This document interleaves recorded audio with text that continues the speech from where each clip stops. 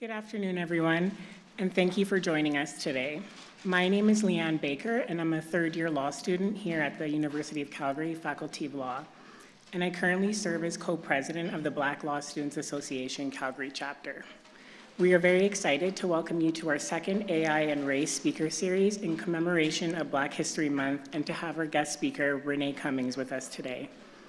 This event is presented in collaboration with the University of Calgary Faculty of Law, the Black Law Students Association, the Alberta Civil Liberties Research Centre, and Calgary Artificial Intelligence. Before we begin, I'd like to welcome Andrew Showalter to provide the land acknowledgement.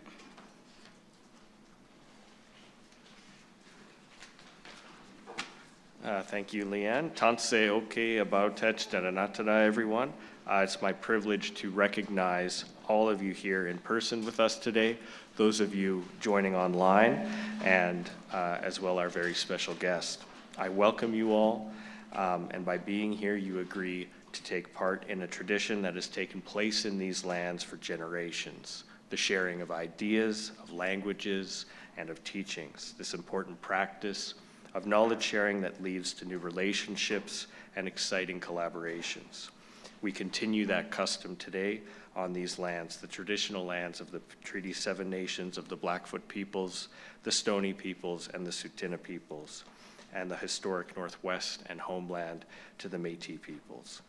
In the same way that these people shared ideas and knowledge with willingness, sincerity, and respect, I think we can all agree by being here today that we're eager to learn and reflect on the words from Professor Cummings' lecture and the fireside chat. So hopefully you heard that now that the mic's been moved. But miigwech marci, and I'll ask Leanne to continue introductions. Thank you very much.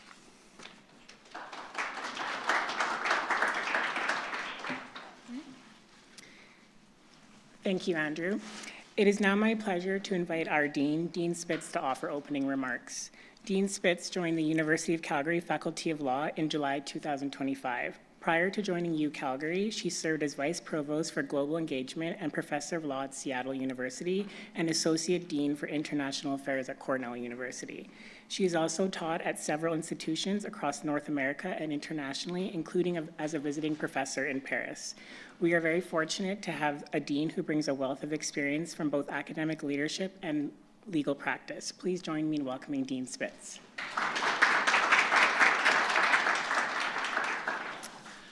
Hi, everybody. I was going to say, for those of you who don't know me, I'm Laura Spitz, but now you do. You do know me. So I just wanted to take an opportunity to welcome you to the law school today. We're grateful that you joined us for this opportunity to listen to Professor Cummings. As you know, this is part of a series. This is the second AI and Race Speaker Series event.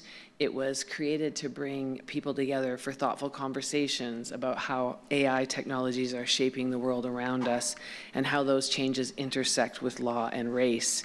And of course, Black History Month offers an especially meaningful moment for us to reflect on how these technologies are impacting and constructing racialized communities.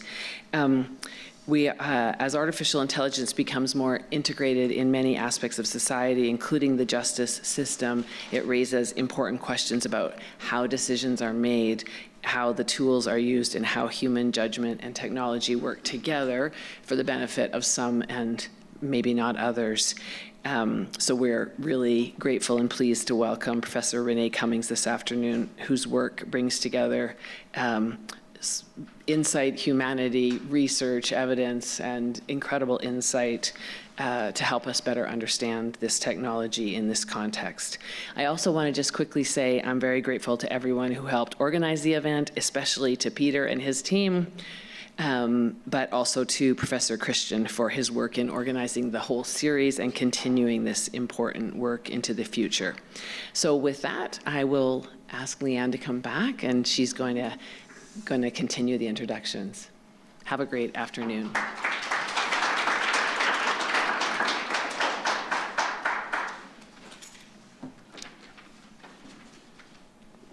I I would now like to introduce Professor Gideon Christian. Professor Christian is an assistant professor here at the Faculty of Law and the University Research Chair in AI and Law. He holds a law degree from the University of Lagos in Nigeria, as well as an LLM specializing in law and technology, and a PhD from the University of Ottawa. Prior to joining UCalgary in 2019, Professor Gideon worked as legal counsel with National Litigation Sector at the Federal Department of Justice, where he deployed technology in high-profile litigation involving Government of Canada. In 2024, he was named by Calgary Herald as one of the top 20 compelling Calgarians. With the rapid evolution of AI and its intersection with the law, we are very grateful to have Professor Gideon as part of the faculty here at UCalgary. I would now like to invite Professor Gideon to share a few words and introduce our guest speaker.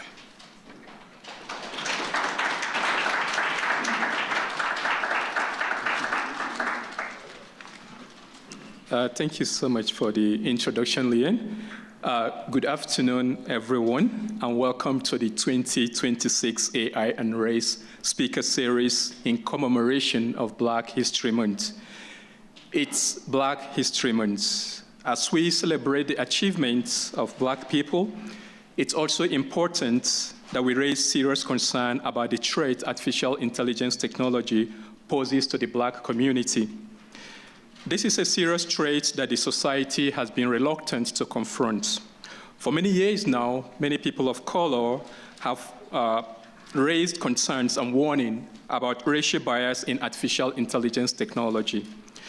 These concerns have struggled to gain significant attention. With regards to AI harms, well-documented research out there has shown that the Black community is the most adversely impacted racial community. From misidentification by AI facial recognition technology to overprediction of risk posed by Black defendants in the criminal justice system, as well as racially biased AI resume screening or AI job recruitment tools that screens out Black application during job recruitment. The capacity of artificial intelligence technology to subtly reverse many years of progress that we have made in racial justice and equity cannot and should not be underestimated. This is, of course, the reason why we launched the AI and Race Speaker Series. Every February during the Black History Month, we invite a speaker here to the faculty to discuss issues as well as many other emerging issues relating to racial justice that applies to artificial intelligence technologies. This year, we are privileged to have not just a speaker, but an activist in this struggle. Before I introduce her, I will want to thank the Faculty of Law for supporting this event. I would also like to thank my co-host, the Black Law Student Association, the University of Calgary chapter, the Alberta Civil Liberties Research Center, Calgary AI also. I also want to thank the University of Calgary for the University Excellence Research Chair Award, which has made it possible for me to continue to organize this speaker series over the years now. And of course, I want to thank you all, the MVPs who are present here in person, as well as many of you who are joining us virtually across the globe. Having said that, I will now go ahead to introduce our speaker, Renée Cummings. Renée is going to be speaking for about 30 minutes, after which, of course, I will have a fireside chat with her, and then we'll open the floor for questions from the audience. So please, I want you to get your question ready for Renée. Professor Renée Cummings is a globally recognized intelligence innovator, an AI governance leader, AI and data ethicist, as well as a professor at the University of Virginia School of Data Science, where she of course, shapes global education and discourse on responsible and ethical AI. As University of Virginia's inaugural data activist in residence and co-director of the AI Equity Lab at Brookings, Professor Cummings applies the lens of a criminologist, criminal psychologist, and her expertise in investigative psychology to advancing justice-oriented, trauma-informed approach to AI governance. Professor Cummings speaks globally. She was actually in Davos just some couple of weeks ago, and she has been featured by major media outlets worldwide. She designs and teaches some of the most sought-after responsible AI courses online, reaching international audience across sectors and regions. As an intelligence innovator, Professor Cummings advances new approaches to align human insights with machine intelligence, guiding emerging technologies toward ethical purpose alongside technical capability. Her work anticipates the governance challenges of superintelligence and complex decision-making systems before they become crises, advancing framework with creativity, justice, and human dignity. She defines innovation not as speed alone, but as the deliberate integration of values into every algorithm, shaping intelligence systems that advance possibility without erasing humanity.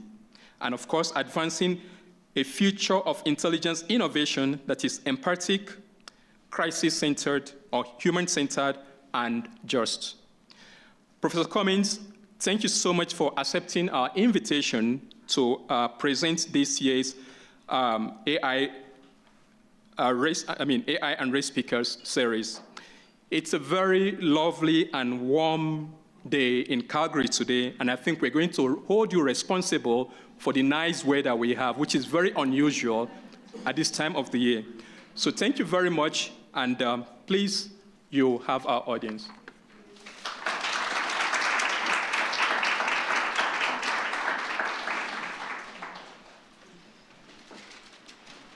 Well, thank you so very much for that introduction. Let me say it is definitely a spectacular opportunity to be with you, and one I was not planning to miss. I actually returned from 2 weeks or maybe 3 weeks in Switzerland on Monday. I spent 1 day in Virginia on Tuesday. I got here last night, Wednesday, and I'm leaving early in the morning. But nothing was going to stop me from missing this opportunity.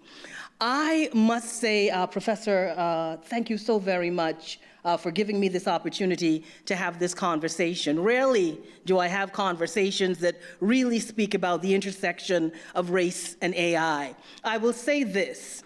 I am super excited about this technology and what this technology can do. And that is the most critical reason that I got invited to discuss, I think globally, many of the challenges we're seeing with this technology. I would say about a decade ago, I invited myself to the AI party. I realized there were not a lot of people looking like me having these discussions about how this technology is impacting just people in general, and I felt that I had to step in, stand up, and say something. So today we're going to have a conversation judged by data, the future of fairness, what we need to know about justice in the age of AI.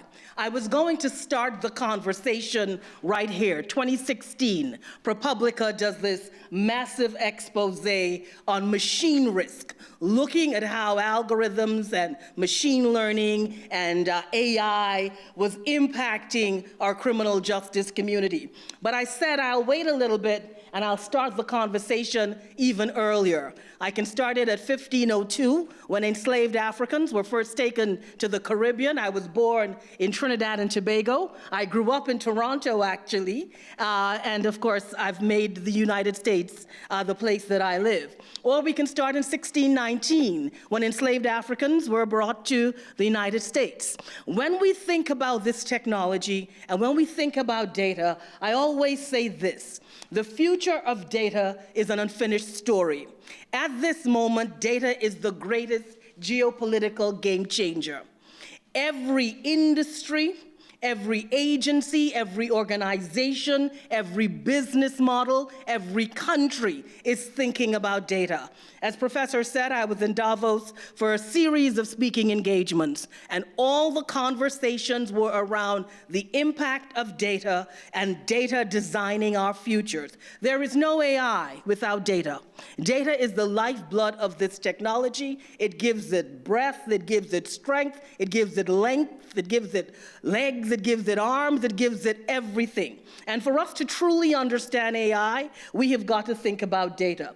When we think about the future of data, we are writing the future of data right now. Everything that we are doing at this moment, how we engage with technology, how we do not engage with technology, how we deal with our screens, how we do not interface with our screens, the things we put into social media, the things we don't put into social media, the things that we access, all very important. When we think about this unfinished story that we're writing, it is critical for us to think about the history. One of the things that I have realized is that when we think about modern data collection, it did not begin as a neutral science. It did not. It was forged inside systems designed to manage, price, control human populations. Our data systems and databases and data science and machine learning and deep learning and reinforcement learning and the many technologies and approaches that are being used at the moment to build, design, develop, deploy artificial intelligence, the history of that system is built on a system that was created to extract value, to manage risk, and to optimize control. And that system was the African slave trade. And that system was plantation economics. And what we have seen from the history of data, the history of numbers, is that when we think about enslavement, when we think about the African slave trade, we have realized that it actually created some of the first large-scale systems for quantifying human beings, unfortunately. It turned human lives into structured data. It established humans as data objects, as assets, as risk units. It normalized categorization, ranking, and valuation of life. It embedded race as an administrative data variable, and it prioritized optimization, control, and extraction over questions around dignity and consent. When we think about those early data sets, and we look at the fact that enslaved Africans were logged alongside land, tools, livestock, crops. When we think about those accounting ledgers, these are the variables that we see, very same to the variables that we see now when we're thinking about data, when we're thinking about data sets, when we're thinking of how we're going to optimize data. These are the variables: a name or an identifier, if you did not have a name, sex, age, skin tone, phenotype, physical condition, were you healthy, were you sick, were you up for the task, your skills, reproductive capacity was critical to return on investment, and of course, monetary valuation. So large-scale databases from that time gave us some of these approaches that we use at the moment. When we think about standardization, people had to fit into predefined categories. When we think about quantification, human worth was now numerical. When we think about comparability, individuals now ranked against one another. And when we think about optimization, decisions made based on return on investment. So when we think about the modern data pipeline, we define what that schema is, we collect, we clean, we categorize, we analyze, and we optimize. That's how we do it when we're thinking about data and we're thinking about data science. And what we also realize is that when we think about enslavement and we think about the slave trade, we know that an extensive amount of record keeping had to happen, because this was profit, this was property, this was the promise of what everything was supposed to be built on. So when we think about ship manifests or mortality logs or purchase and sale records and insurance documents and voyage duration statistics and calculations, these were all critical because they impacted risk pricing, predicting mortality, optimizing the routes that they were supposed to take, and calculating the profits. All of this very important because it sets the basis for the history of data. It sets the basis for how we have historically been thinking of data. So when we think about enslavement and when we think about those entries, we realize that enslaved Africans became entries inside one of the earliest, if not earliest, risk model systems that help establish statistical thinking as it applied to human populations, actuarial logs and logics, early population level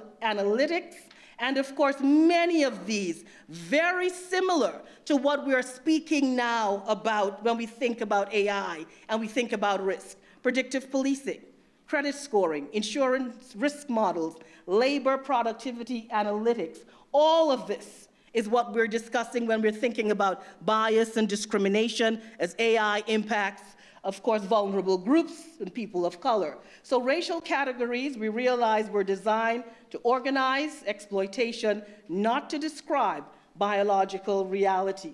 And now we come back to this.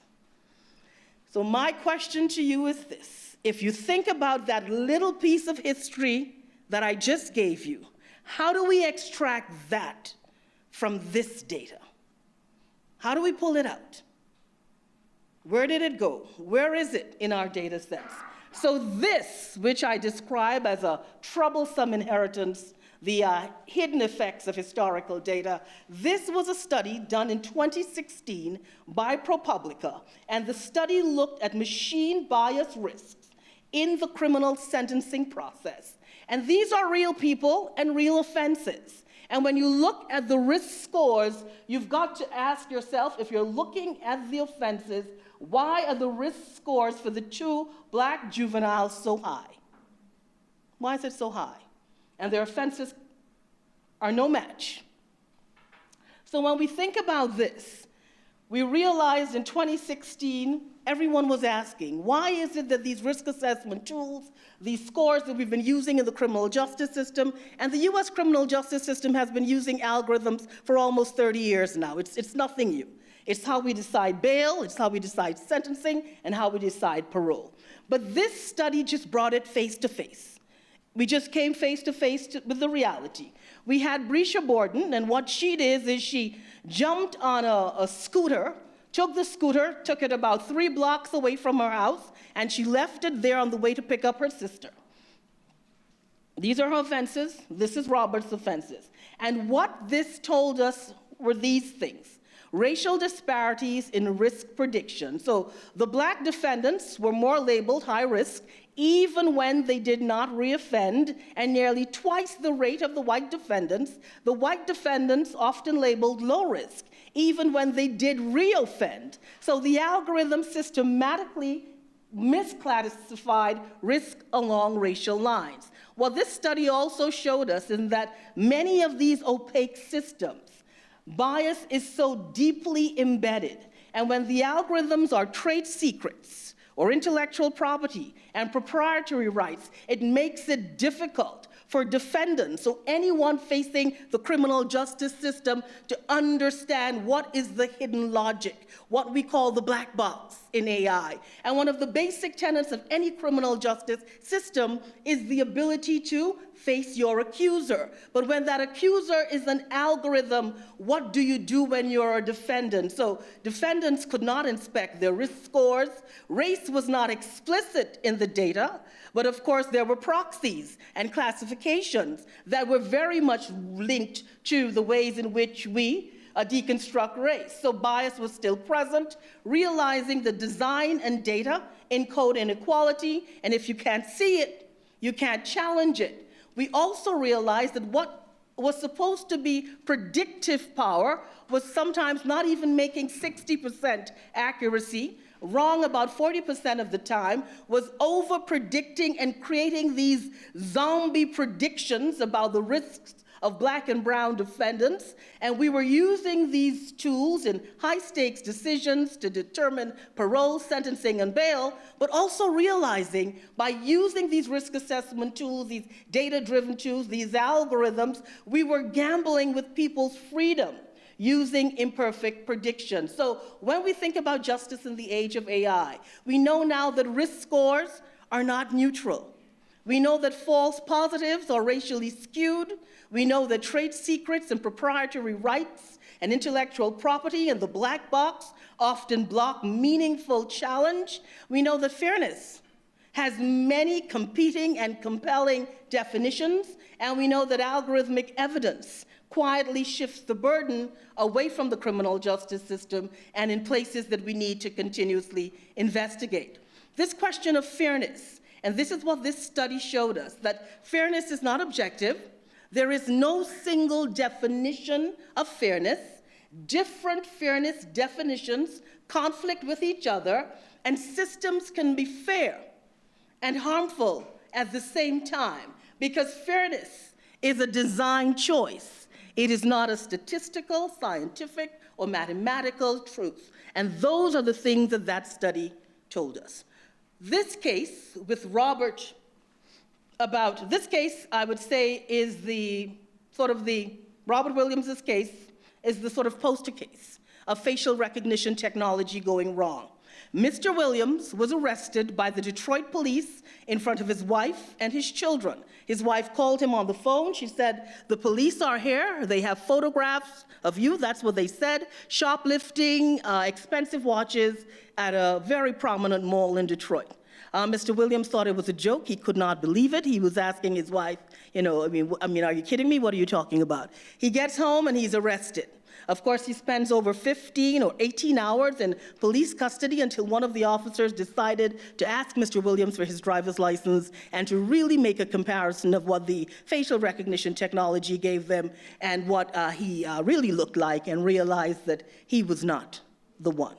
What this case did do after about 3 or 4 years, it forced the United States to take a very deep dive into facial recognition technology, and it also forced the Detroit police to reimagine its relationship with technology, algorithms, and AI. So I always ask the question, are we using new technologies to modernize old racial typologies? Why are we, at this moment in history, when we're embracing the greatest technology, many would say of all time, using that technology, or why is it so easily used to replicate racial typologies and stereotypic approaches? So are we creating new stories? And this is the question that you've got to ask yourself. Are we creating new stories with this technology, but perpetrating old stereotypes? When we think of something like predictive analytics, or when we think about predictive policing, because we continue to get the same results using the new technology. So there is something there, something in the data that we can't seem to pull out. And if that early sort of taste of our history tells you anything, it tells you how difficult it is for data to debias itself, because data's memory is much longer than our memory. So when we think about this technology, we realize the danger is now a mathematical opinion. You see this image that was generated from AI, and this image is a very, very powerful image. It's an image that represents African pride. Represents woman power, represents the sort of woman queen vibe that's happening. But at the same time, this image could represent something else in a particular data set. So if we are thinking about fairness, and we are thinking about the future of fairness, and we are thinking about fairness within the criminal justice system, we have got to deconstruct the math of danger, the math of risk. And sadly, we have come to realize is that blackness and brownness and otherness are now mathematical formulas for danger and risk and unworthiness, or even unworthy of credit or unworthy of proper housing. So these are things that we need to think about, because we realize that automation is replacing the presumption of innocence. So these risk assessment tools that are promising to be expedient and to be efficient and to be effective are really creating many challenges, because what we are seeing with this technology, in particular AI, is that it requires an ethical approach. It requires a responsible approach, a trustworthy approach. We've got to think about accountability and transparency and explainability. And who's auditing this technology? Who's really ensuring that these algorithms don't go rogue? Because when it comes to policing, we have seen prediction becomes punishment, because I always say it, code is the new cop. Police departments globally are now using code and algorithms as undercover agents. They're deploying these algorithms on the street. They are using this technology in ways the technology was not supposed to be used. When we think about the EU and the EU AI Act, which was very, very popular about a year ago, but now many of scholars are believing that it's being watered down. But the EU's AI Act, which is sort of like the go-to or the North Star for questions around risk, says that we should not deploy algorithms on the street. We should not include algorithms in policing, predictive policing, any type of intelligence policing, because facial recognition and other types of AI technology being used in policing are very questionable. When we think about the fact that statistical resemblance is what we are building many of these algorithms on, that we are deploying in the criminal justice system, resemblance statistically is insufficient. What we need is accountability. What we need is transparency. What we need is an ethical, responsible approach that really thinks about questions around duty of care and the duty to warn when this technology is not up to the task. When we think about questions around due process and who's impacted and who's not impacted, we've got to really think. Because what we have seen in the training data is that it reflects those historical early power arrangements, and we have been unable to de-bias the data to pull many of those risks out, and we continue to build these technologies on data that continues to produce legal inequality. And the challenge is that this data flow that is happening globally is really creating a very volatile mix when we are thinking about the technology. And it's because of the opacity. It is so broad, it is so wide, it is so much, and we're realizing that the inability to truly drill into, to truly investigate the black box creates extraordinary structural challenges. And we've realized also that AI is a system. It's a power system. That's what it is. And when we think about systemic control and structural advantage, we know where that advantage lies. So, judged by data and the fact that algorithms are now judging all of us. And one of the things that I always say, and I've learned over the last 10 years, is that when we think about impacted communities, when we think about vulnerable groups impacted by this technology, it's not only black and brown. It is all of us. It is ageism. It is if you have a disability. It is sexual orientation. It is geography. Everyone is being impacted by this technology in a way in which we never thought about it. During COVID, this could have been viewed as a very positive shot when we're thinking about how communities are being impacted globally. But this also shows optimization in the fact that we could optimize data for any and everything, but wherever there is optimization, there is also privilege, and that's something we need to think about. And data trauma is something that I speak about a lot, and actually something that I introduced into the conversation. Because what we have historically seen is that data trauma, of course, is when something happens to you and what happens to you and how you feel that inside. When someone says the computer said this, or you've been denied a particular access or a particular opportunity, or you've been denied something because of the data. Or someone says, well, that's what the computer said. Or they said, it's not about us, that's the numbers, that's the math behind it. And what we've also seen is historically, different communities have experienced data differently. And something that I always say, data sets do not have the luxury of historical amnesia. Data sets do not forget. They do not forget that early history, those early data sets the kinds of ways in which trauma have found their ways into many of our data sets, because we continue to see that past decisions are trapped in the memory of data. And while data is being used to solve some of the biggest questions at the moment, and that's one of the reasons I am a critical data scientist and I enjoy teaching data scientists, but at the same time, we're seeing that data is suffused with cultural meaning independent of its computational meaning. And that's the challenge with AI, because we continue to see data trauma impacting institutions and many individuals, particularly now at this intersection of AI and data and geopolitics. Communities and countries are feeling it. Data bias, data discrimination, data marginalization, data profiling, data victimization. These are all new and real categories and very, very important. So when we are thinking about data and we're thinking about AI and we're thinking about criminal justice, we have got to constantly interrogate the data. We cannot take data at face value. So we've got to challenge what the data says traditionally. We've got to uncover those false beliefs. And we do that by scrutinizing and critiquing every data set, every algorithm. And that critique really has been very generous in the ways in which it has now created various areas of study: data justice, design justice, of course, social justice, racial justice, we know, and we add it all up, we get algorithmic justice. So when we think about harm, and the harm that these algorithms could do, now, algorithms can do some spectacular things.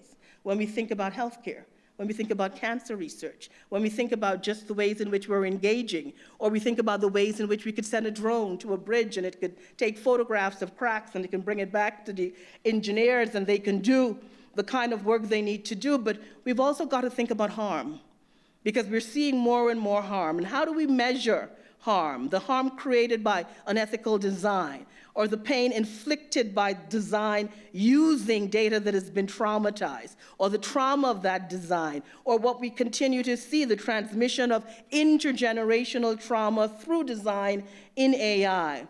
So many of the approaches, and this is one of the ones that I favor the most, would be public interest technology as a response to the ways in which we can do data better, the ways in which we can do AI better, and the ways in which we can ensure this technology benefits the public, this technology generates public benefits as well. So public interest technology, and it's something that I support, and many of the universities in the US are now part of the public interest technology network. Up until last year, I was the co-director of UVA of our public interest technology approach. I'm still part of that program, and it's modeled after public interest law.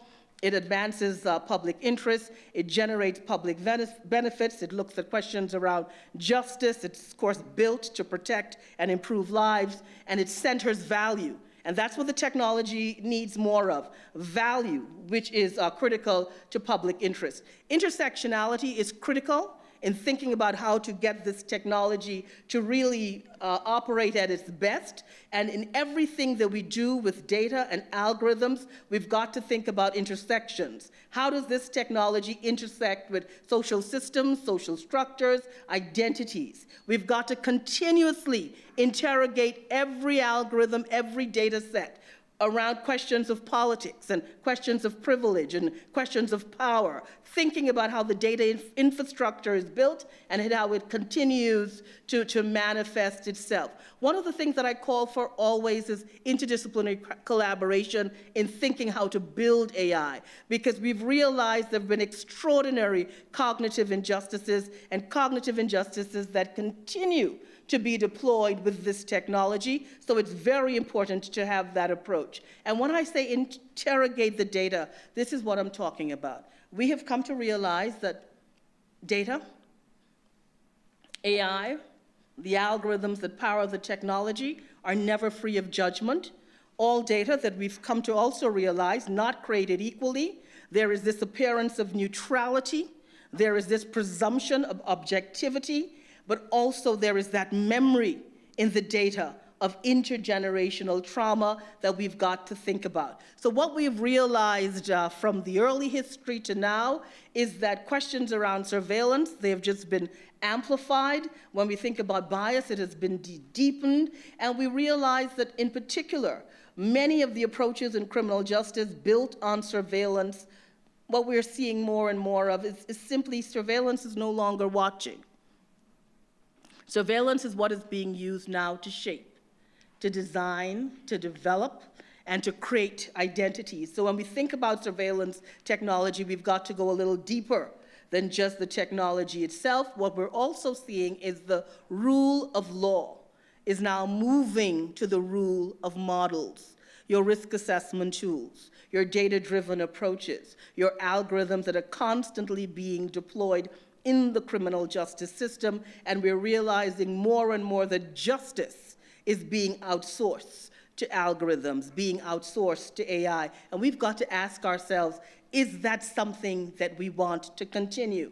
And what we're seeing more and more of is this question of prediction replacing proof. And we're building machines and building and deploying algorithms that are not forgiving. So the big question is, will AI ever get it right? And I think we're going to have some of that discussion in the fireside chat. But what we're also seeing with this technology, which is very, very dangerous from a criminal justice perspective, that guilt is now possible without a crime. Just being in a space, when you think about geospatial data, just having your phone, and when we think about the ways in which your data is being collected and who's analyzing that. So these are critical things for us to think about. And of course, the future of fairness. Where is the future of fairness going when we think about governing AI, when we think about freedom is at stake? I will say this.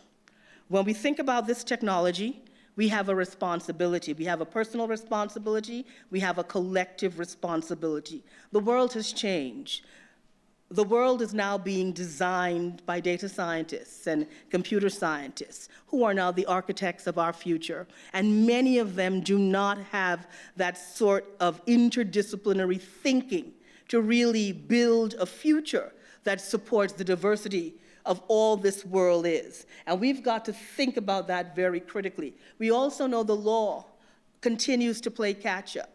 The technology has moved moons and moons and moons ahead, and the law is now catching up. And even in that desire to catch up, there are so many loopholes when we think about this future of fairness. But what we do know is that justice at this moment requires explainability as a right, contestability as default, human override with authority, independent auditing. Algorithmic auditing is now an area of study and an area of practice. And enforcement power, the ability to, ensure if you do not comply, you really have got to deal with the consequences of that. And the future will judge. And what the future will judge, and what we're seeing more and more, is that code is becoming law. And the law does not even know it is happening. And when we think about those historical legacies, we've got to think about future trajectories. So this is a beautiful photograph, again, AI generated. But in a particular data set, this photo could mean different things. It could mean risk. It could mean undeserving. It could mean not given the opportunity. So I always say that an algorithm has the ability to create a legacy. An algorithm has the ability to create access, deny access, create opportunity, deny opportunity. It's not something that we take lightly. AI is moving swiftly. The speed, the pace is extraordinary. Many people are now talking about AI. Fortunately or unfortunately, I am more into the superintelligence space. So I've moved past AI, past Gen AI, past agentic AI, and I'm already in superintelligence. But the main thing that we've got to do is not a fear of the technology, or we've got to understand that we've got to play with this technology, we've got to embrace this technology, we've got to understand how this technology works, and we've got to stand up and be a part of how this technology is going to be governed. Because the one thing that you do not want is to participate in a future and participate in building a future and realizing that that future is not accepting or ready for you. So it's very critical when we think about these historical legacies, and very important to understand the history of data if we really want to build a future that really includes all of us, and in a future where we can all benefit from this technology. Because I will say this to you, the future is being built, and we have just got to participate in that. And the other thing that I always say is, as we move in this direction of algorithms, we must always just ensure and make it a prerequisite that we never need an algorithm now to teach us what it means to be human again. So we've got to bring that human-centric approach, and we've got to bring a kind of sophisticated consciousness to ensure that whatever that future is going to look like, there's a place for each of us in there. And with that, I thank you.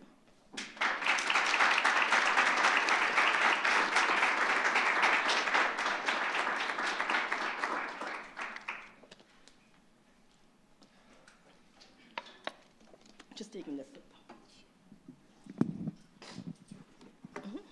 Sure. Have a seat, please. Where's your mic? I have. Okay, your mic. Yeah. Okay, good. That was an amazing presentation, Professor Cummings. Great job, enlightening. I think you've moved far beyond AI, like you noted, to super intelligent, but I'm probably, for the purpose of the audience, I'm probably going to bring you back again. To data activism. Exactly. Okay. And I mean, this is a Canadian audience. I just want to state the fact that even though you're coming from the US, you have some ties to Canada, right? Yes, I do. Can you tell us how that? Sure. My mother, I was born in Trinidad and Tobago, and my mom was a diplomat for Trinidad and Tobago, and one of her first postings was Toronto. So I moved to Toronto at the age of 4 or 5, and I stayed until I was probably 9. So so that's my. So why I tried to. And I was here last year for the Woman in AI, the Canada version. I was the chair of that event, and it was pretty spectacular. So welcome back home. Thank you. Though temporary, because you're leaving like 12 a.m. tonight. So. Now, one question I often like to ask my guests on AI and Race Speaker Series is how they got into this space. You started off as a investigative journalist and broadcaster. What suddenly make you wake up one morning and say goodbye to journalism, goodbye to broadcasting, from now on I'm into AI and data? So how did you get into this AI and data space? Well, I never left broadcasting and journalism, but that was an early part of my life. I actually became a psychologist. And while I was a psychologist working in substance abuse, I pursued a degree in criminal justice. And at that time, 9/11 had happened in the US, and then I got this degree in terrorism studies. So I was working specifically in criminal justice, criminal psychology, and terrorism, and doing a lot of criminal profiling. But I was also working with juveniles in the criminal justice system, and I was using these risk assessment tools, because one of the things I specialized in was public safety. Who do we release and who do we keep? And realizing that many times I had a particular idea of an individual. I felt an individual was ready for that movement out of the system and back into society, but the algorithms kept blocking me. Or the risk assessment tools kept saying that this individual was not worthy of release. So I started to question those algorithms because they just were not sort of gelling with the things that I wanted to see as someone who was committed to rehabilitation, and restorative approaches to justice. I think your approach here is very important, because we're actually living in a world where humans are more like kind of beginning to default to the algorithm rather than challenge the algorithm. You see decision makers, they see this AI output before them. They basically kind of, shelve their own human thinking and default to AI, which is actually a big problem when it comes to, human AI interaction. Basically, taking off our human judgment and fully accepting that. Do you think there's a risk to that? That's an extraordinary risk, because we've realized that AI needs critical thinking. AI needs sophisticated levels of interdisciplinary thinking to build it. There is no algorithm that's going to, yes, people have been using algorithms, ChatGPT, Gen AI approaches to, assist with work with workflows, with business plans, fine. But everything you've got to constantly interrogate, because wherever there is optimization, know that something else has been excluded. And you've got to always ask yourself, what has been excluded? So that is very risky. So you've got to bring that requisite level of critical thinking to any kind of decision around data. As I used to say in policing, you investigate data or you interrogate data long enough, it's going to tell you anything you want to hear. Thank you. Now, let me come back to you now. You are rightly described as a data activist. What exactly does a data activist do? What does it mean to be a data activist? Well, because our conception of an activist is, that person that stands with a placard and a megaphone trying to, push some ideas to the public. Okay. But you're not. Well, there are data activists who do that as well, right? So data activism is just realizing the power of data, understanding this thing that we cannot see, we cannot touch, we cannot feel, we cannot hold, has extraordinary power over us. And understanding where that power lies. So where there is power, there is politics as well. Understanding the politics of data. And knowing that there needs to be representation, knowing that there needs to be voice for particular groups, knowing that people need to be visible, and understanding the political, the social, the economic, the cultural implications of data, and ensuring that we do it in ways that are just, equitable, diverse, inclusive, and bringing an extraordinary amount of critical thinking and understanding of intersectionality and that sort of interdisciplinary thinking. So a data activist is ensuring that anyone who's using data is protected, and understanding that also we need to ensure that that power is preserved in ways in which all of us can access it. Now, we are living in an era where big data, and of course big data, is coming increasingly under the control of the states and also private corporations with the help of proprietary rights. How does that affect your work as a data activist, finding yourself in an environment where data is now under state and private control of state and private corporations? Well, I'm also a critical data scientist, so it actually works together. And I teach big data ethics, and I really teach about how do we get AI right by using the right kind of data. We know that all of the world's data is owned by 5 companies in the US. And if I was to ask our students to call those companies, you'd be able to do it. Those are the companies that own us. Yeah. And the challenge is this: we do not even know how much data they have amassed. We do not even know what we look like, what our digital twin looks like. So when you think about ownership, you've got to understand that, it's very difficult at this moment for us to own our data because that has already been taken from us. It has already been exploited and extracted and monetized, and it's now even being weaponized against us. But it's really about bringing that critical thinking and that sophisticated understanding to know that that story about data is still unwritten, and we have a critical role to play in what that narrative ends up being. Interesting. Now, in your presentation, of course, you made reference to, data never forgetting, and of course, AI, learning from data. In the justice system, especially the criminal justice system, why should this be concerning to Black communities? The fact, you mentioned that in your presentation, but I just wanted to kind of highlight that. The fact that AI learns from data, why should that be concerning to Black communities? Well, not only Black communities, all communities, we realize. In particular, we know that Black and brown communities have historically been over-policed and continue to be over-policed. What we're seeing with many of the tools that are being designed is that they're built using pseudoscience. They're really not being built with real scientific approaches. So many of the deployments of algorithms on the street are being deployed with very stereotypic approaches that really undermine the positive and future trajectories of these communities. So public interest technology tells communities, you have got to take control. You have got to understand how your data is being used. You have got to know that you have the right not to be included. You have got to know you have the right to be forgotten if you don't want to be part of any data set. So it really is about that understanding again, the power of data, understanding that history of data, understanding that memory that data continues to use as it transmits into many of our communities, trauma that we continue to deal with. So it's really about bringing an awareness not only to the Black and brown communities, but understanding to the big tech communities that they need to engage all communities, minoritized communities, in conversations about how this technology is being built, because we realize that public engagement and stakeholder engagement is still so missing from the way in which the technology is being designed.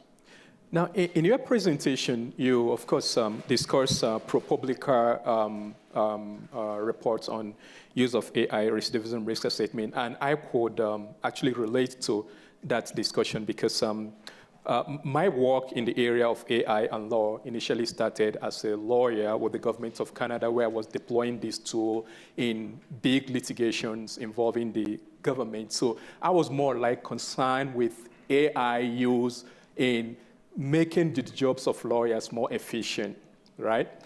And it was a shame, I mean, I can say that now, that at that, even notwithstanding the level of my knowledge at that point in time, I never imagined that AI could be racially biased until I read the ProPublica report. That was like an eye-opener that changed my career trajectory from research on use of AI in provision of legal services to basically a 180 to use of a racial bias issue in AI.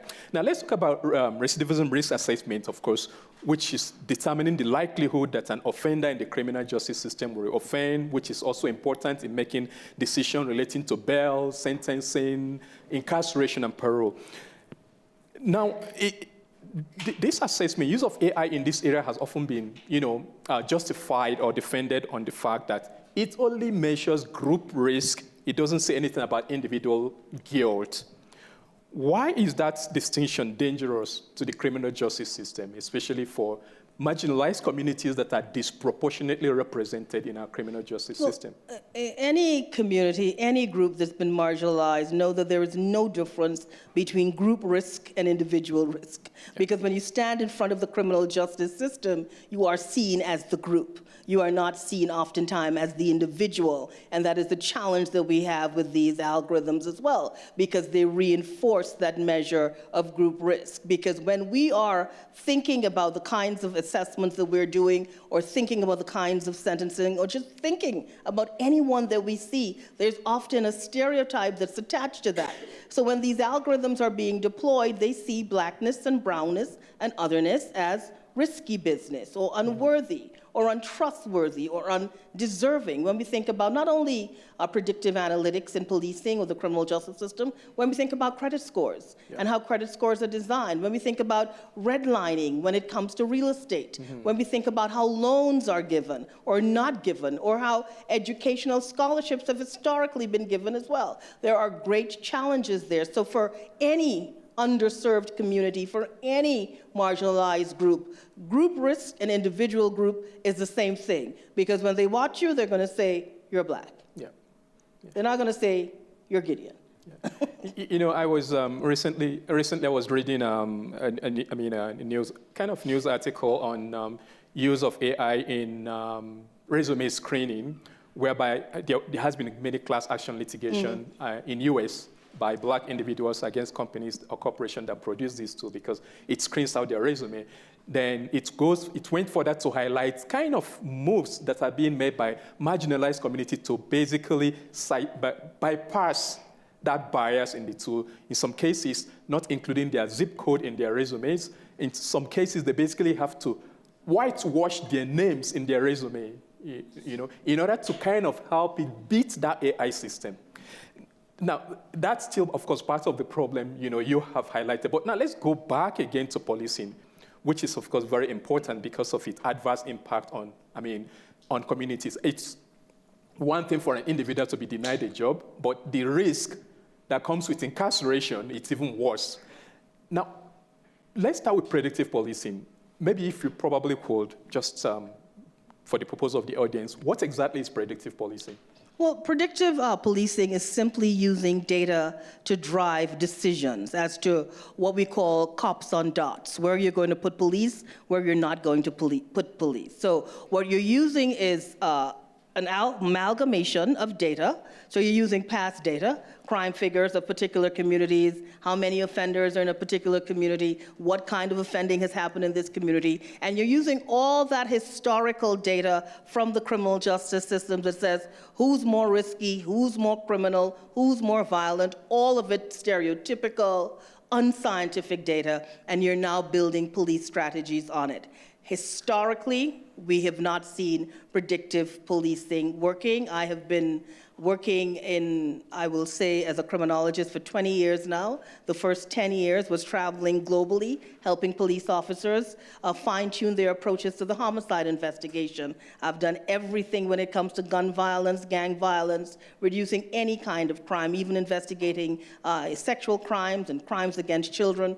And again, we continue to say we're doing predictive policing, data-driven policing, intelligence-led policing. Now in the age of AI, we're doing precision policing, and we're now doing AI policing, and we're doing the same thing. That's it, just dressed up in different outfits. Because it's the data that we continue to use that's plagued with these biases, plagued with these challenges. And there have been scholars and organizations and companies and agencies who have said they're going to deploy algorithms to debias other algorithms. We're not seeing that, because it really comes with a debiasing of the mind and a critical understanding of how these technologies can work against groups. What we're also seeing, which is positive, is that many of the companies that came out in the early designing algorithms to do law enforcement, to do criminal justice work, are now pulling back and changing their names, because we've realized in the world of criminal justice and policing, AI has overpromised and continuously underdelivers. Yeah. Now, I'm still going to ask you some more questions on the predictive policing, but before we go into that, of course, for the purpose of the audience, I just want to highlight that we're also going to be welcoming questions and answers from the audience. So if you have any question you may probably want to ask Professor Cummings, please, we have 2 microphones there. Feel free to walk to any of the microphone, and we'll give you the opportunity to ask your question. Okay? Now, now coming back to predictive policing, of course, this prediction is based on data. Historically, marginalized communities have been over-policed, right? And now, even in the data used to train these AI tools, they are overrepresented in the data. So when you use the same data to train an AI tool, definitely the algorithm is, where is it going to tell you the next crime is going to take place? It's still that same community that has been over-policed. So what we see is a situation where this basically creates a sort of vicious cycle whereby an over-policed community, it's, being over-policed all over again as a result of prediction by AI tool. And this is funny because last year I heard the AI and race speaker series was by Dr. Calvin Lawrence, a former IBM executive, who actually was a computer engineer that designed some of these tools, like predictive policing tools. I made a joke with him because one of the book he wrote, he recounted an incident whereby his car got damaged, he pulled over by the side of the road and called for help, and the next thing he saw was basically police arriving, because that area has already been predicted by one of the tools he designed himself as being the next crime scene. So these things can actually come back. The weaponization of our own data against us. Our own data against us. Yeah. So any question from the audience before? Yeah, please go ahead and ask your question. Okay, we have. I have a couple questions. I wanted to get a little bit of water. Water. Okay. Thank you.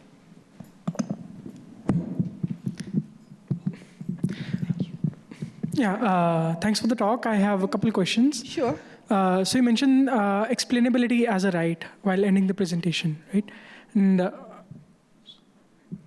so my question is, would explainability actually work in context of deep learning large language models? Because from what I know about the way deep learning models work, their explainability are nothing but just post hoc rationalizations. So it's just that they make the judgment before, and when you ask them, like, they just rationalize it after the fact. And there have been multiple studies regarding deep learning large language models, which says that their explanations often at times are unfaithful. So it's actually not the reason why they made the decision. So they made the decision, but they rationalized it by giving a different reason after that. So like, would explainability work in that context, in the context of like an opaque black box model? Well, when we say explainability, it's the question of having it as an option, which is so critical. We know the data sets are opaque. We know what opacity. There's really the inability to generate true accountability. But explainability is linked to contestability as well and redress. So we need to know what the algorithm is doing. We need to have access to the black box, which is critical. And we need to also have an investigative approach that understands that whatever it is doing or not doing, there needs to be that measure of redress, that measure of contestability, and that measure of peace of mind. So explainability in itself is not a sort of foolproof approach, but it's just the beginning. Many scholars say explainable AI mixed with the right kinds of impact assessments and the right kinds of auditing could really ensure that the system is a little more rigorous and it is a little more robust. We know that the challenge with this system, with any AI system, is many of the data scientists and computer scientists and technical minds that are building the technology still do not understand what the technology is doing. When we think about Gen AI and the hallucinations, or when we think about many of these new psychological challenges that we're continuing to see with many of our large language models, we understand that we need explainability as a beginning, but we need to really amplify that to embrace a little more. Thank you. Yeah, and that leads me to the second one. Go actually. ahead. So like these deep learning models, they usually extract rules instead of, like they're not rule-based, so they extract rules from the patterns, which is... They extract? They extract rules through which they make their judgments from the training data. So they're not rule-based, like they extract rules. And that's how it's just more of a model which doesn't have any concrete rules based on which it makes a judgment. Would it ever be able to make a normative judgment, the kinds of judgment that you were talking about, like just from a doctrinal perspective? Like can it actually make a normative judgments? Well, we're not expecting that. What we're expecting is whatever the judgment that's being made, that it has that sort of human-centered, human-centric, human-in-the-loop approach to what the decision is going to, the final decision is going to be. Because we know models are made with data. We know that algorithms will always have bias because the algorithms represent everything that we are and everything that we have been and the history of who we are. So that is not a history that is one of, that lacks bias. But it's really about asking for more of a critical thinking approach. But it also comes back to this duty of care, which is so critical. So if you're building algorithms, you have to understand what that liability is, what your responsibility is. And the other thing that we're seeing now, this trend or this movement in this space, is the duty to warn. That the algorithms, that the models must come with a disclaimer on what they can actually do, what they're predicting they can do, and what they certainly are unable to do, and how those three combine when it comes to the question of due process. Thank you. Thank you. Thank you. We have another question over here. Thank you so much, Professor Cummings. Your work has been a huge inspiration to me, so thank you for that. I have two questions too. First, we have witnessed in the last, let's say, 2-3 years, an emphasis on AI safety with the creation of this network of AI safety institutes here in Canada, Singapore, etc. So my first question is, what do you think we are missing under that approach? Because now, just yesterday, Joshua Benju and his team launched the AI safety report. So what we are missing under that approach on AI safety?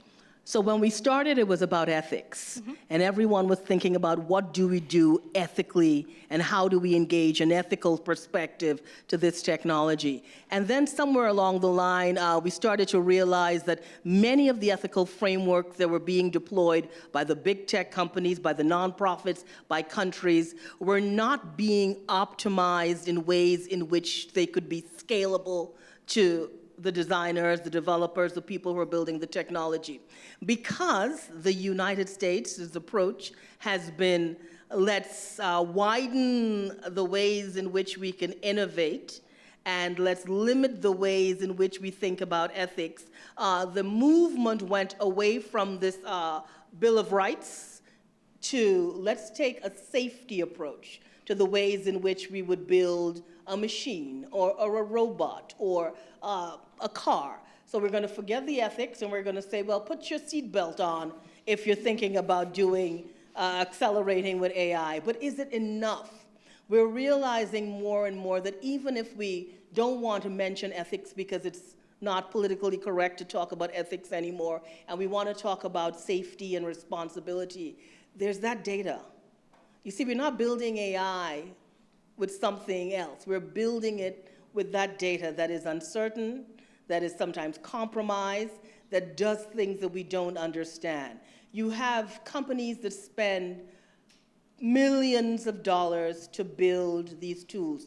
And I will say this, I'm very committed to the technology. Beyond the classroom, I spend most of my time in the C-suite with CEOs, with VPs, with teams, helping them to ensure that their deployment of this technology does not create any crisis, helping them build their contingency plans, and all the many things that they need, particularly risk assessment, risk management, red teaming. That's what I do with them.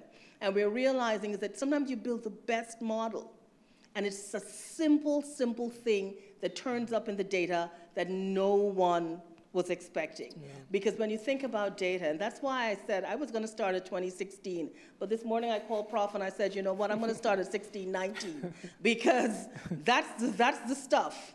When we're talking about bias and discrimination, that's the stuff. When you think about enslavement, when you think about plantation economics, when you think about plantation accounting, when you think about the US, that black and brown people were qualified as 3/5, it means that we can never get that math correct.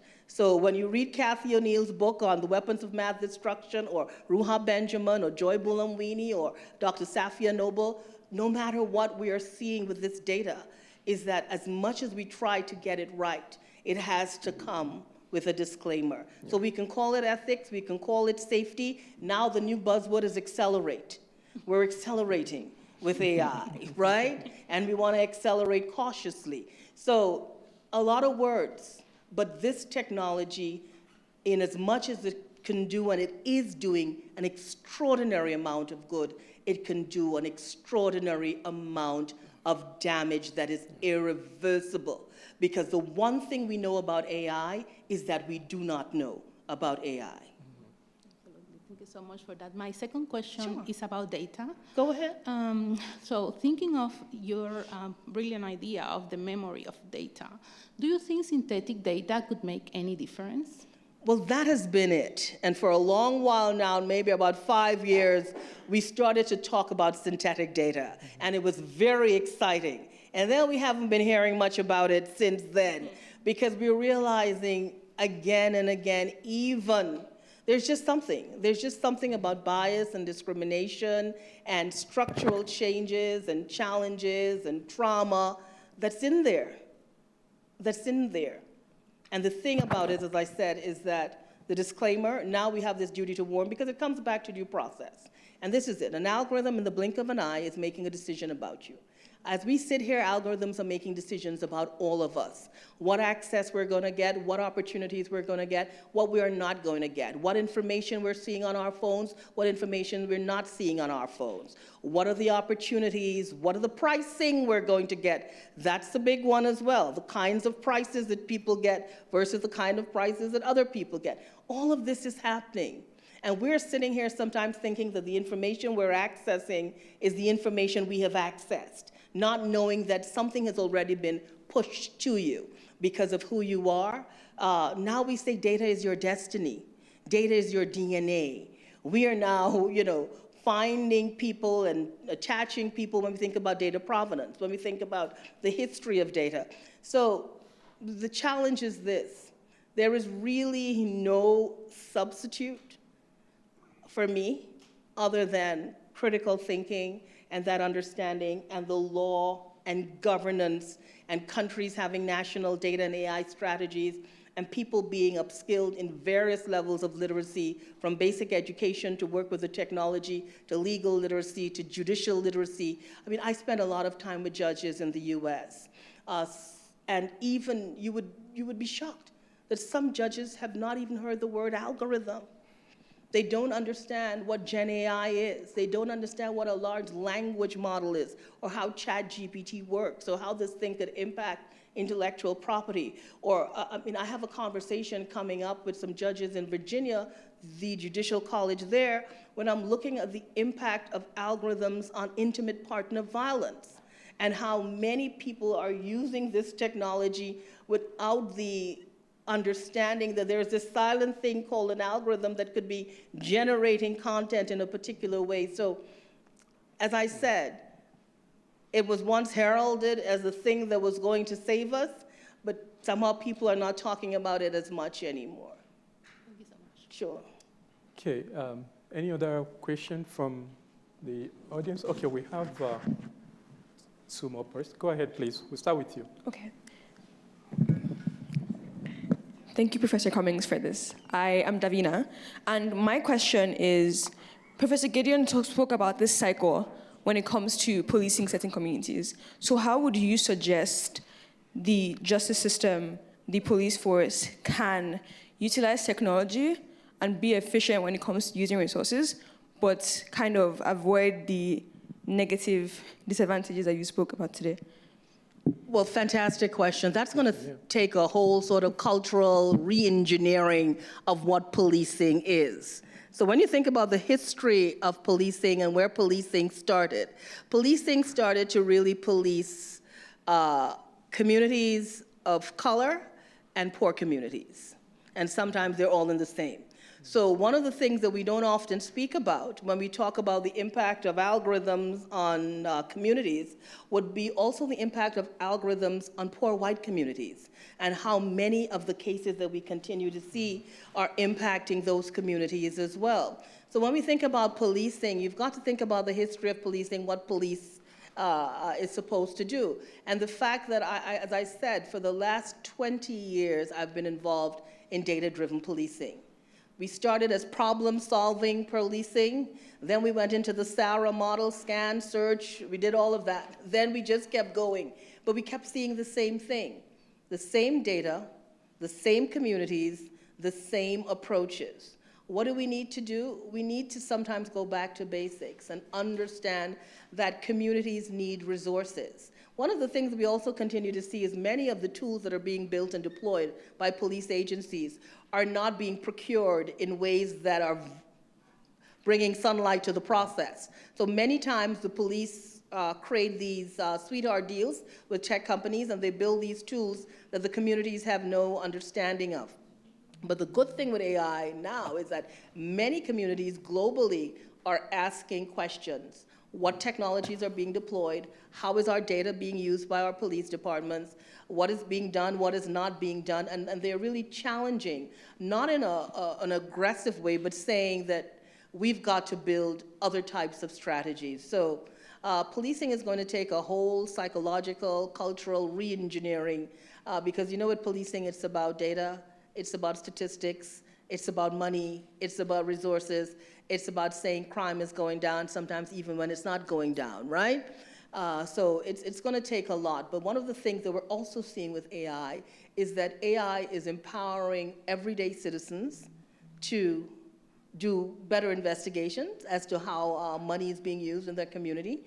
And communities are also using this same technology to bring greater police accountability and greater police transparency in the ways in which resources are dealt with and the ways in which communities are lifted up as well. Thank you, Professor. I just had a follow-up questions to what the other speakers have already asked. How do we ensure that the redress for AI bias is not just theoretical? The people being affected, this vulnerable group, they actually have limited access to justice themselves. Like, what do they have to do to tackle this algorithm bias? And we are not just giving theoretical answers to these questions. You're gonna just have to tell me what is the exact question. How do we do what with the justice? Like the people being armed, what can they do to actually tackle? Okay, so that's the thing, is that we're being harmed and many of us do not even know we're being harmed. So that's the thing about an algorithm, is that the algorithm is making decisions that many of us don't even know what decision has been made. But I want to say this to you. I am very committed to AI. I am very excited about this technology. I'm very excited about data. I will also say to you that the fact that I spent so much time on the risk and the red teaming of the technology and thinking about ways in which we can reduce harm makes me better at the things that I'm designing and the ways in which I'm using the technology. Life is about risk. You wake up, you step outside, you can slip on a banana peel, right? That's why we have insurance, that's why we have so many things. The other challenge with this technology is that we put up so much fear into Black and brown and communities that many people are afraid of the technology instead of wanting to play with the technology, to build with the technology, to design with the technology. AI is how we are communicating now and how we would be communicating forever and ever and ever until something else comes, and it's going to get more and more sophisticated. So use the knowledge to improve your approach, to enhance your approach. Don't step back from the technology, because the technology is making decisions about you right now. And there are some people who say, well, I'm not using the technology. I said, we're all using the technology, and the worst part is the technology is using us. Okay, we also have another question. Please go ahead. Hello, thank you so much for this conversation. What particularly struck me is this idea of interdisciplinary. I work on a team that's called Transdisciplinary Scholarship, and so this is like my jam, so I'm very excited to hear you talk about it. So when thinking about interdisciplinary and intersectionalities, and you talked about using this critical lens, one that I've been thinking about with AI and this conversation, and then bringing it back to your global experience, we're using English everywhere. There's so many perspectives that happen in non-English communities. And how do you foresee that, or how have you seen that benefit or disadvantage people, or how can we do better in understanding the other languages and those ways of knowing? Well, definitely, and a great question. And that's the challenge, because we have this very westernized, Americanized, northern perspective of the technology. But there's so much happening globally. South Africa is standing up its own large language model, including hundreds of dialects in that. Across Africa, you have countries that are doing their large language model, and there's this whole conversation about an African large language model as well. There's something, a movement now against data colonization, a decolonization movement. In every part of the world, you have people who are creating large language models that are culturally appropriate, culturally relevant, and can deal with the culture of that time. Because we've seen that ChatGPT just doesn't do it if you are speaking a dialect that is, of course, now they have been trying to acquire data sets globally to make their data sets even more savvy to different languages. But there's so much happening. I mean, I have spent most of 2025 in Africa as well, and just in Brazil, where I do most of my work now. And Brazil has been doing some extraordinary things with data protection, the ways in which they're thinking about data, the ways in which they're thinking about AI, the ways in which they're thinking about policing. Brazil has a major percentage of that population are Afro-Brazilians, and of course the law enforcement and justice system has always not been favorable. So in Brazil, you find data activism has new life. Mm-hmm. You find that questions around algorithmic injustice. The year before, I was at the Supreme Court in Brazil doing a training on algorithms and the impact of race on algorithms as well, and how judges need to be thinking about it. So there's so much happening globally. And of course, I do spend a lot of time in Dubai as well, because again, they have a very forward-thinking approach to the ways in which they want this technology to be built. But what I want to say to you is to use this to enhance your knowledge, but go out there and engage with the technology and try to come up with solutions to use this technology in ways to improve your own community, to your academic community, and just life. Do not use this as a deterrent. I just use the risks to really streamline the ways in which I get to those rewards. Okay, we have another question. Sure. Please go ahead. Dr. Cummings, thank you so much Professor for the is good, thanks. presentation. Yeah. Oh, Renee. Renee, thank you so much. Really appreciate the presentation. I think what struck me at the beginning of your presentation was the data that was collected from the transatlantic slave trade, and just realizing that so much data were collected, but so many of us still don't even have traces of our own genealogy, even through all of that data. So my question is, so I'm the manager of Black Health at the Cummings School of Medicine here at U of C. And so a lot of our conversations revolve around the lack of disaggregated race-based data and the need for that in Canada. But there's something that Dr. Ruha Benjamin has talked about with regards to collecting data on racism as opposed to race. Have you seen that done in institutions? And if so, what does that look like?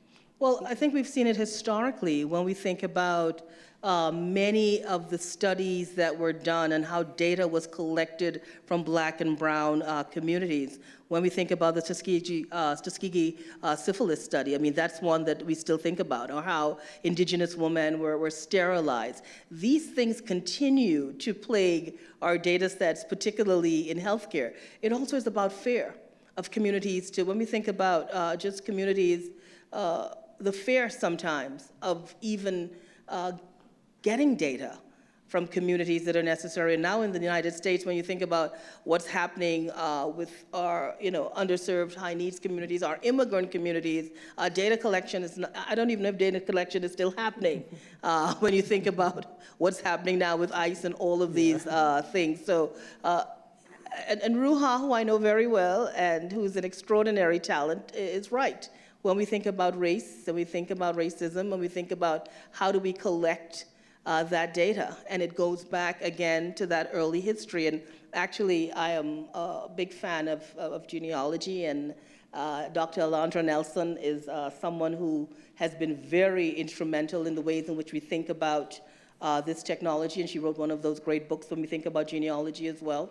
So healthcare has so much to think about at the moment. And up until a few years ago in the US, we were thinking about healthcare equity. We were thinking about bringing a data justice perspective to the ways in which we think about health. We're thinking about how do we educate communities when it comes to sharing their data. But when we think about what's happening politically right now, we can see why things have stopped and why we need to bring a new kind of consciousness to that space. Thank you. Okay, please go ahead. Thank you so much for your time. You're an extremely well-spoken person, by the way. I just wanted to throw that in there, extremely well-spoken. My particular question was in the sense, I'm a final year computer science major, right? And we're speaking about this, we were talking about AI specifically in the law, and you gave the example of the risk assessment and all that things. So then my thing is now, why aren't these conversations more guarded towards the people who are building these technologies, if that makes sense? Why do I have to come to the Faculty of Law to learn about something like this when this should be in my programming, or it should be in my program? I'm about to finish this, and I didn't know anything about the risk assessment and everything. Wow. So why aren't we teaching about it to the people learning this? And do you think it is enough just educating the people building these systems to help fix these problems? Thank you. Brilliant question. So the good thing is that data scientists are now embracing more and more of these conversations. Computer science, we realize, still follows a very traditional computer science sort of curricular, which is very, very challenging. But you're quite correct. We need to be having more of these conversations. I will say that I've been to, of course, a lot of universities, and a lot of universities are thinking of ways to reimagine computer science and data science and just the ways in which we are building these systems. Because we have that intersectionality, that interdisciplinary thinking is which is so critical. Because when we get to the design spaces and the big tech companies, we're realizing that we need the psychologists, we need the social worker, worker, we need the economist, we need the police officer, we need someone who's been impacted by the justice system, someone who's coming out of incarceration, who can be there to tell us what kind of harm can be created, what are the power structures. But more and more you're seeing universities really tweaking those programs, because we're realizing now is that we're deploying something. And the challenge with AI, as I keep saying, is that people are now familiarizing themselves with the ChatGPT and all of these tools. But it is so much bigger than that. It is so much more powerful than that. It is so much further than that. But it's always like, the tools keeps us busy, right? When the real thing are happening. So you're quite correct. And I think it's so very important for us to see much more interdisciplinary approaches in computer science programs, because you're going out there to build these tools and to engage with these tools and to deploy these tools against people. And as you said, your friend from IBM, and I know who he is, he built that algorithm, but did not know that algorithm was going to be weaponized against him. Yeah. And I continue to see that. So many of us building these tools and not understanding that we can be building something that's going to ensure that the future is not for us. Yeah. And that's the reality. Thank you so much. Thank you very much. Thanks for that question. I'm happy you are here and as a computer science student. So now that you know about risk assessment, please, I probably hope you will go look much into that, because that's a big deal in the criminal justice system now, especially when it comes to assessing risk of a black defendant in the criminal justice system. Like I noted earlier, that report was really an eye-opener for me. Even as a lawyer who was engaged in the use of this tool, I never imagined that they could actually be weaponized against my own race. And like I noted, when I got rid of my ignorance, I decided this is basically where I'm going to focus my research on. So I'm happy you're here. You have a very good point to take home now, and of course, to your in the course of your work as a computer scientist, to know how to help addressing this issue from your discipline. And also to many, when we think about in the US, Allegheny County in Pennsylvania, where risk assessment tools were being used to determine child protection protocols, and realizing that children were being removed from households of Black and brown, and individuals with disabilities actually who were raising children were now seeing that their children were put into the system. And many of the social workers and the people in the child protection agencies saying, hey, we've been trained to use these tools, these risk assessments, but no one told us about these other things. No one told us about these other implications, or these algorithms that can go rogue, or you need impact assessments, or algorithms are carrying an extraordinary amount of bias. Because if you're building a tool in criminal justice, what are you going to do? You're going to pull all the criminal justice data. But what does that data say? That data is historically, stereotypically biased, right? So we keep building the future on the past. Yeah.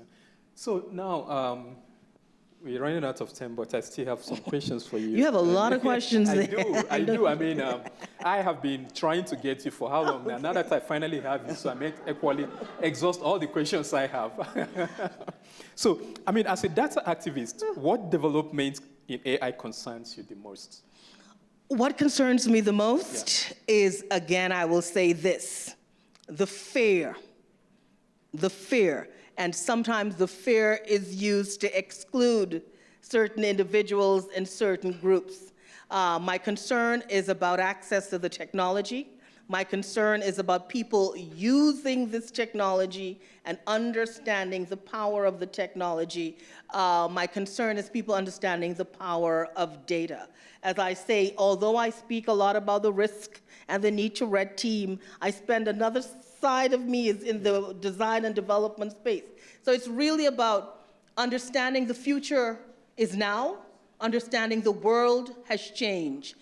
Just thinking of Davos, thinking of all the conversations that I've had, looking at one of the most important things that we are looking now is at the psychology of AI and how this technology is changing childhood. And now we're seeing how the brains of children are now being changed by this technology, and how we are seeing the technology creating many, many challenges.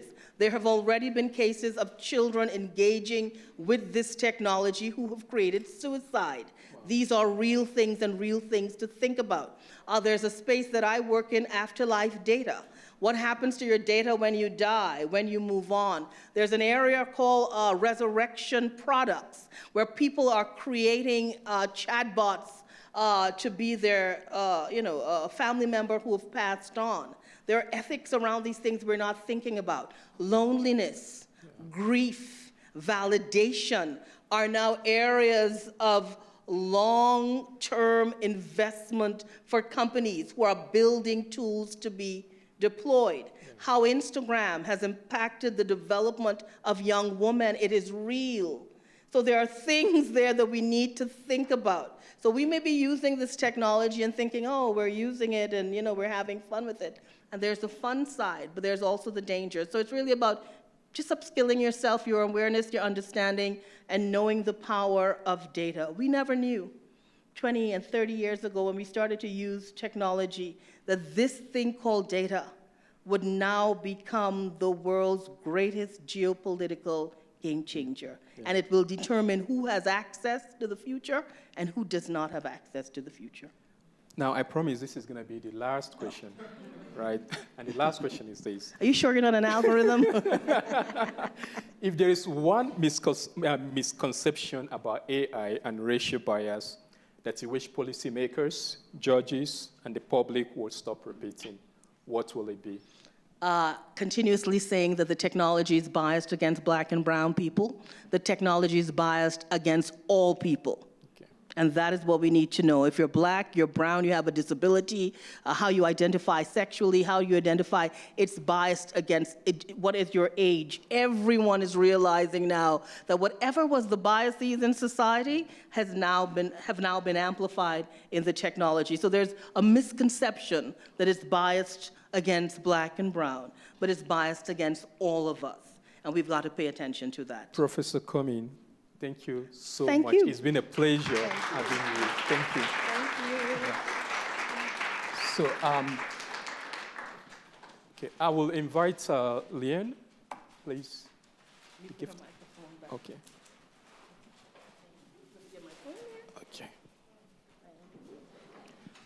So here is a small present from the Faculty of Law for you. Well, thank you. Okay.